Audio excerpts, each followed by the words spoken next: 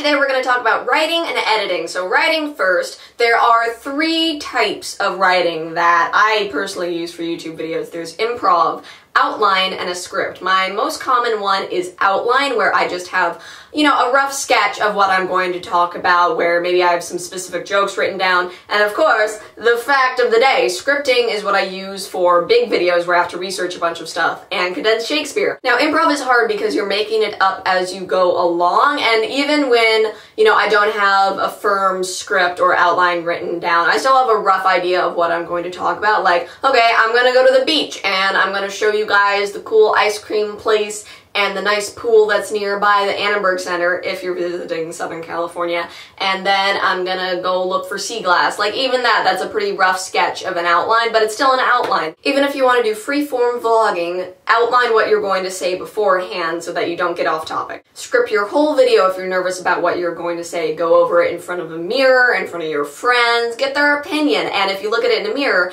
you will know exactly what you're going to say and how you look when you're going to say it. And speaking of how you look, this is me speaking into the camera, and this is me speaking to the viewfinder while I check out how great my eyeliner is. Now, I love looking at the viewfinder because I'm very cute, but it makes me seem more distant than if I'm looking at the camera, at you, my lovely viewer. So practicing your script in the mirror beforehand will also keep you from kinda parakeeting yourself. Also, you don't have to format your scripts any way that you don't want to if it takes more time or effort. Like, none of the condensed Shakespeare scripts are written out in final draft or even capitalized. This is what a condensed Shakespeare script looks like. I put it in the smallest font possible that I can still read so that I save paper when I print it out. I print it out and then I check off lines once I say them. That's how condensed Shakespeare is made. So you don't have to format your scripts and you don't have to invest in final draft unless you want to. Again,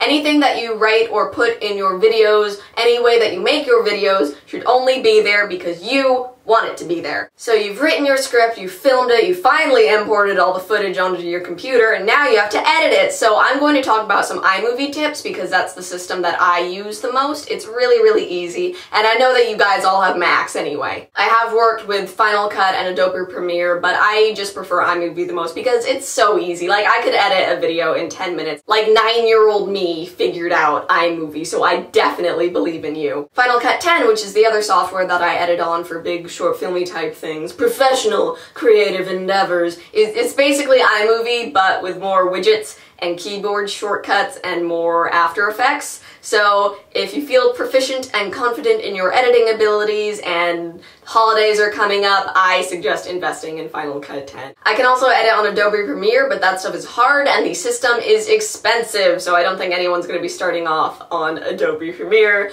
for their first vlog type channel, but I have included a bunch of links to more PC editing software tutorials in the description because it's not my forte as much. Some general editing tips though: label all of your footage. Label your memory card, label it once you've uploaded it onto your computer because it will save you time looking for stuff later on and it makes you feel more professional. Now, you don't have to break out the Wii Fit like I do, but definitely take some breaks every now and then when you're editing so that your back isn't all crunched when you finally sit up again.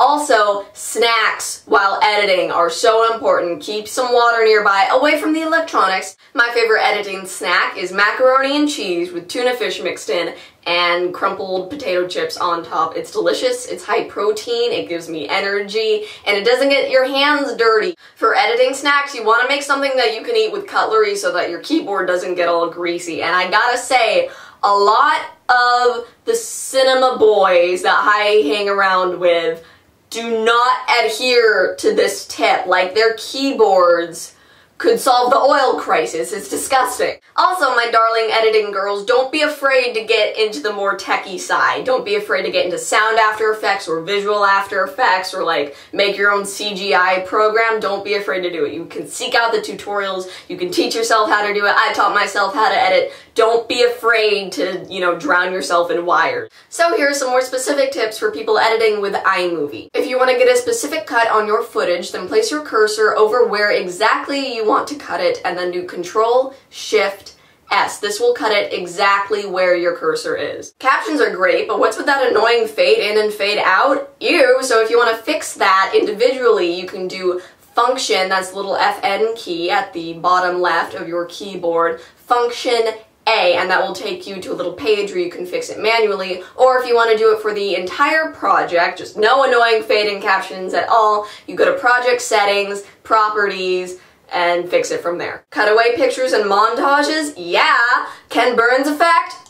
To fix that, you right-click on the picture, and then it'll take you to another page where you can fix the Ken Burns effect, or crop it, or fit it to your desired effects. And then this is my voiceover trick. You isolate the footage that you want to do using Control-Shift-S, then you right-click the footage, you detach the audio, that also takes you to a bunch of other cool stuff that you can do. Detach the audio that you want to use, and then place it over the footage that you want the voiceover to voice over on. If you can, record your voiceovers on camera instead of on your computer because it just sounds better, but again, I said this in my last video, but I'm going to say it again because I loved myself so much when I discovered it. If you don't have a proper mic, you can plug your earbuds into your computer, get your voiceover all set up, put your earbuds together, and then speak into that. You guys have been so great about leaving more tips in the comment section, so if you want more information, you can go to the comment section, or I put a bunch of stuff in the description. Now, away from YouTube girl stuff for a minute, the Get Lit organization youth poetry thing that I work for, we are going to be at the Festival of Books this weekend at USC. Check out the website for more information. Check out Get Lit because we're really great and we help literacy rates in Los Angeles drastically improve. It's going to be really fun. I'm going to be selling t-shirts and doing poetry in the hot sun for hours, bringing a water gun. So if you like water guns and shirts and poetry, come check us out. Booth 343.